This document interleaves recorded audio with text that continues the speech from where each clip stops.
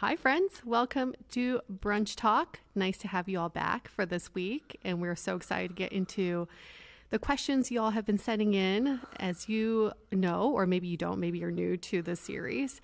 Every week we answer a burning question about dating. Yes, they are indeed burning, and there's always a new one right around the corner.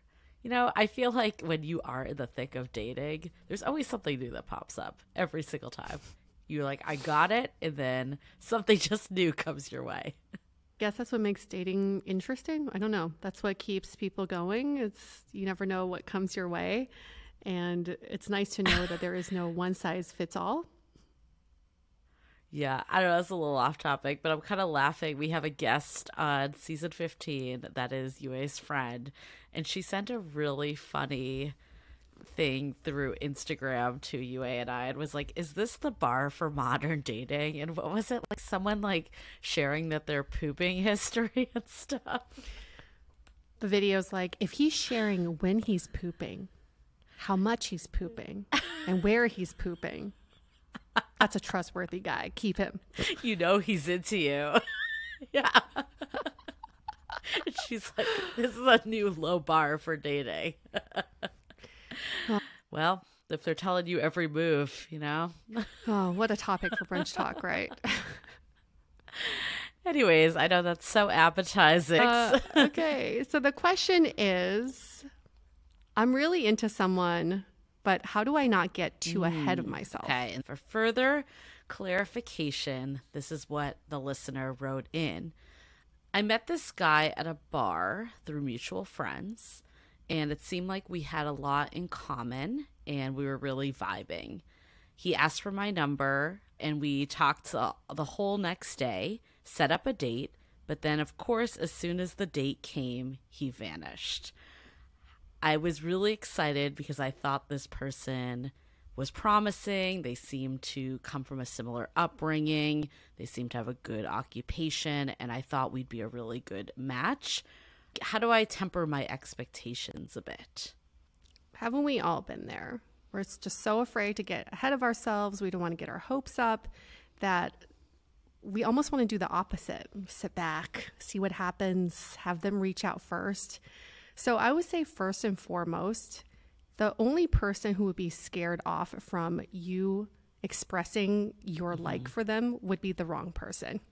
So if you're afraid of scaring someone off, if you're afraid that they're going to run away, then that's the wrong person for you anyway. For the right person, they will want to hear what's on your mind, what your feelings are, where you stand.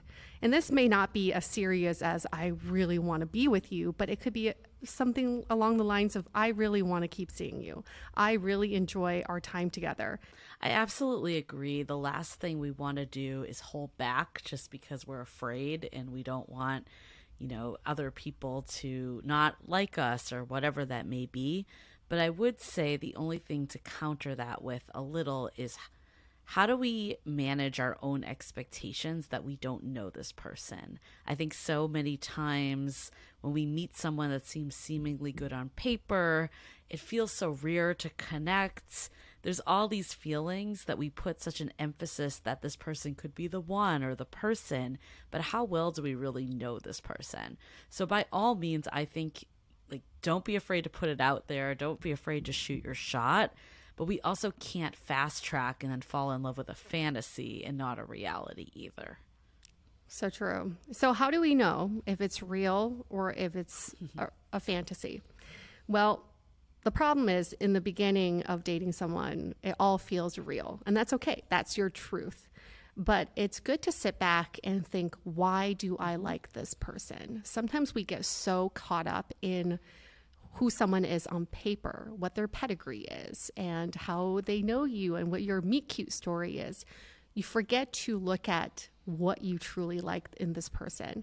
Yeah, and if you are at a loss of what it could be, some of those things on the list, We did a great episode a few brunch talks ago, the difference between settling and being picky, where we laid out the 6 things that really matter when you, or sorry, the only 7 things that matter when it comes to a budding relationship. And that's a really good guide. And a lot of them come down to, how does this person make me feel? Are they bringing out the best side of me? Are they consistent? Do I just enjoy hanging out with them and not even doing an elaborate date? You can refer back to that episode if you need inspiration.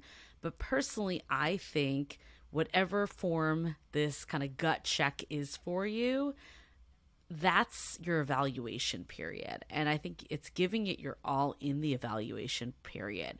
But until you start to see signs of these important pillars, essentially, of a relationship, it's important to realize that there's still data that needs to be collected. It doesn't mean that this person can't be that for you. It's just that you don't know them well enough to make that decision. So how can you, instead of being afraid to dive in, how can you use this time to kind of foster this connection and fill in these gaps so you have enough information to decide, is this person kind of worth going all in for? Maybe a good way to put that in a mindset is to think, how can I keep liking this person? What can I do for me to like this person even more? Instead of thinking, what's next for us? What's next for our relationship? Maybe not so much progressing the relationship, but progressing your feelings for each other is essential in those initial stages of a relationship. And you'll also know if they're on the same page. I think this is the time to see if you are aligned. And if they're not, great. Now you know, and you can get the hell out of there and you don't have to put your heart on the line. But sometimes we skip that initial steps and then we go straight into, should we DTR now? Should we start meeting the friends? Should we think about what's next in our relationship? That's a really good point. I think getting ahead of ourselves is future focused, right? Is looking into what the future means. It's less about enjoying the present and enjoying the connection that you're building. So I think if we can change the emphasis towards how do I continue to foster and grow this connection, that will kind of eliminate almost this, am I even getting ahead of myself? Because we're staying in the present. We're not so outcome. And that's the risk when you're so outcome driven. You're pretty much setting yourself up for failure and disappointment, because no outcome is that predictable. You can't control the outcome. But what you can do, what you can control, is what you do in this moment and what you want to happen in this moment. And that's dependent on, what you think is in your control. I remember those early stages of a relationship where I was just so into someone. I would actually become someone I wasn't, because I was so afraid of this relationship not blossoming, that I wanted to take baby steps and just not show my true self and hold back. And that's not the right way to do it at all, because when you get into a relationship, guess what? You got to show your true self. You can't hide yourself forever. So in those initial stages, it's like, show them who you are, show the true colors. I mean, easier said than done, but I definitely fell victim to this too. There's, it comes down to validation of yourself, that there's something wrong with you if things don't move forward after a couple dates. But that isn't an actual truth. It just means that you two are not the right match. It doesn't mean there's something flawed about you as a human being. Yet in dating, we put so much emphasis on what this means about me as a person. And I think that's part of what makes dating so difficult, is that there's so much of that going on. So if we can eliminate that, then we're not really getting ahead of ourselves. We're just in the moment of, is this person right for me, or are they not right for me? Or I don't know yet. I still need to just keep hanging out with them to see. Like, that's all that really should be the focus in this beginning stages. Yet I know, easier said than done. It's really hard to detach this like greater meaning that we've put on dating. But if we can step back and realize that there's no reflections of you happening, there's nothing deeper that this is saying, then that can help us also stay present for what's the reality here. Like, is this person treating me well? Do I enjoy being around them? Is this someone that I want to give my time to? I think that's really ultimately what a relationship is. Like, do I choose this person and do they choose me? But we get in this feeling of like, I need to be chosen as a popularity contest, not as a genuine form of love and respect for another human being. For sure. It all takes time. And I think we forget that. I think we totally forget that time is the answer here. I was reading the stat about just friendships in general. It takes 50 hours to be with someone for them to even become just an acquaintance friend. And it takes 200 hours for someone to become a regular friend. And then 1,000 hours for someone to become a good friend. So even on the friendship spectrum, it takes hours and hours of getting to know each other. So how can two people who just met and started dating become so close when it takes hours, hundreds of hours to even just become a regular friend? That is true. And if you are that person, and I've definitely been this person, that is envisioning your life with someone on the first date, you are in fact getting ahead of yourself. That is a truth. So, you know, we're saying don't worry about the only reason that you have to worry about getting ahead of yourself is when you project a fantasy onto someone. If you're not projecting a fantasy and you're just living in facts in real life, then you're not getting ahead of yourself. You're letting something progress if it's meant to progress. The fantasy is what kills us all. And I have definitely been victim of this. And I think our listener that wrote in, yeah, this person seemed promising, but like, how well do you know them? You met them out at a bar. Realistically, you weren't even talking to them for like hours straight. It was probably kind of like here or there, them coming in. It's like, you don't know this person. And I think we get so attached to what could be. This could be our person. This could be our soulmate. But we just don't have any of that data at this stage. Nothing. Yeah, even people who've been together for years may not even have these answers. Like, it's really hard to figure out if someone's your life partner when you have only known them for a blip in your lifetime.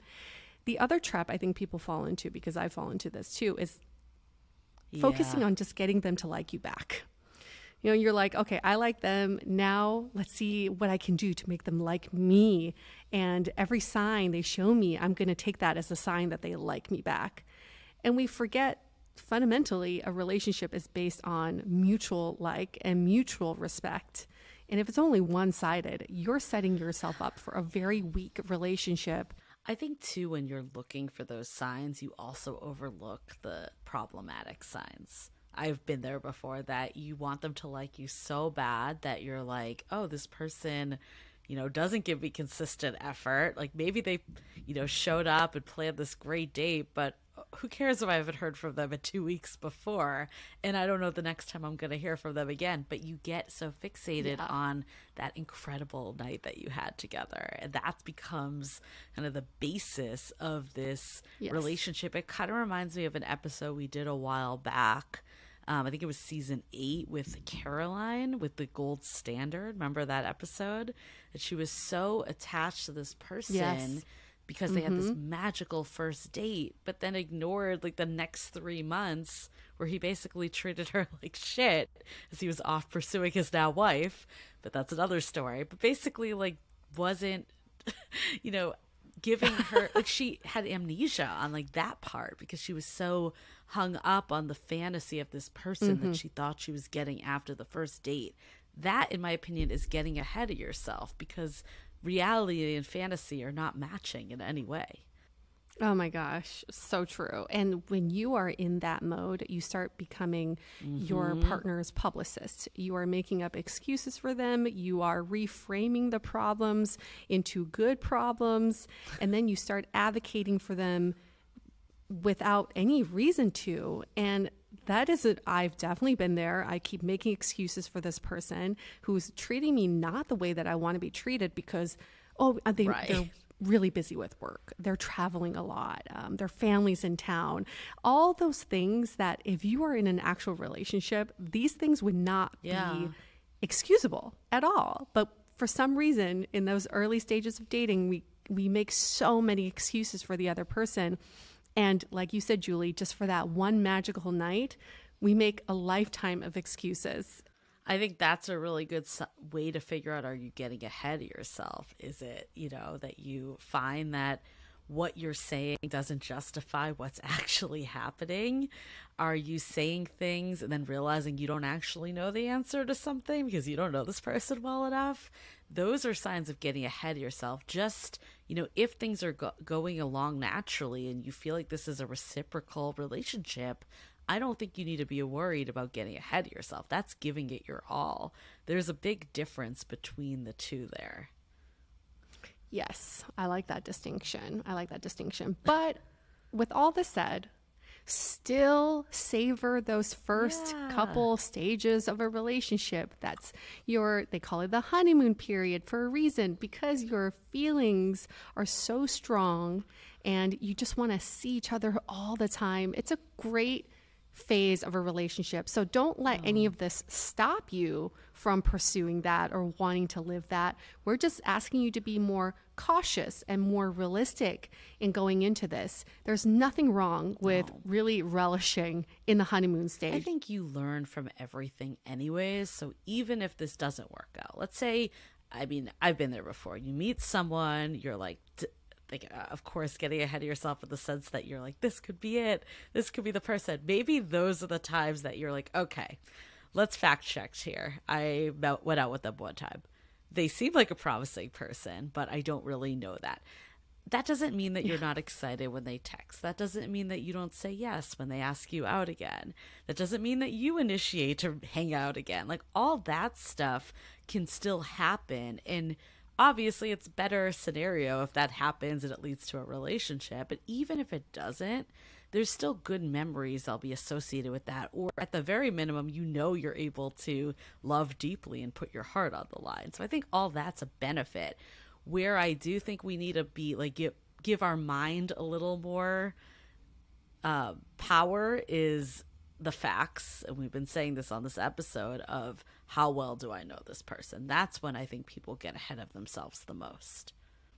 Yeah, for sure. We got to live and learn, right? We got to live and learn, and don't let these experiences leave you without any learnings from them. And you can hear from Julie and I, we've been through this and we can tell you all about what we've learned from these experiences. So if you are still in the learning stages, go do these things. Go whatever your heart wants you to do, and then you learn from them.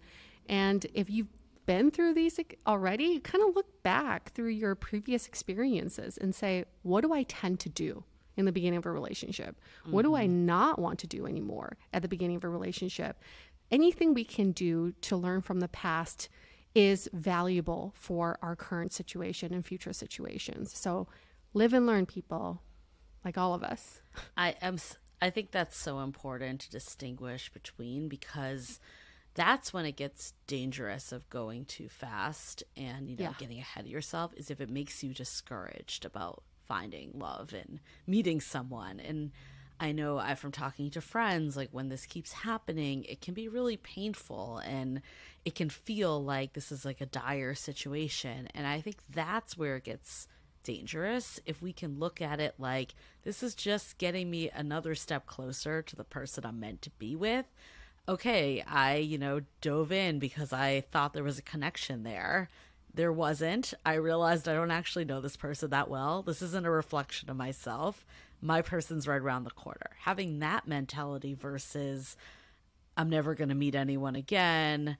I thought this was something and it wasn't. Like, I think that's where there needs to be the line of the two. Just getting ahead of yourself isn't a bad thing as long as you can temper the expectations if things don't go the way you thought based on the facts of what's reality. So these are great frameworks for you to evaluate against, but the ultimate evaluation you can do is against yourself. What is it that you're looking for? Is this person delivering the kind of relationship experience that you're looking for, what do you like about them? Really be objective about what is it that is drawing you to this person. Do they make you feel the way that you want to be treated in a relationship? And then what have you learned from your past? Is there anything that you can take from your past that you can apply to this relationship in general? And then what does your heart truly want you to do? What is your heart saying right now? And do you want to listen to what your heart wants you to do? Like, that is your choice. Don't let your mind, your heart, none of it has to control you. You get to control the information that's fed to you. Yep. Stay in the present.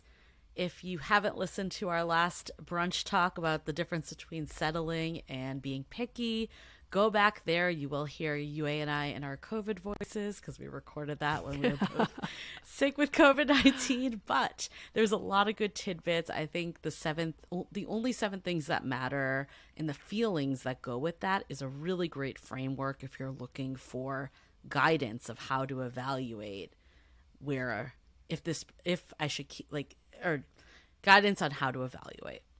And that is it for this week's brunch talk. Thank you all for sending that question in. We actually got that from a few different people, so there you go. And keep sending those questions in. You can email us hello@dateablepodcast.com. You can also DM us on Instagram with the handle @dateablepodcast, or I don't know. There's other ways. You can leave a ratings and review. I'm like, what is it called? You can leave a ratings and review in Apple Podcasts and ask the question there. Whoa. Yeah. Imagine 5 that. stars with your question. I like that idea. Okay. Well, we'll see you next week, and happy brunching.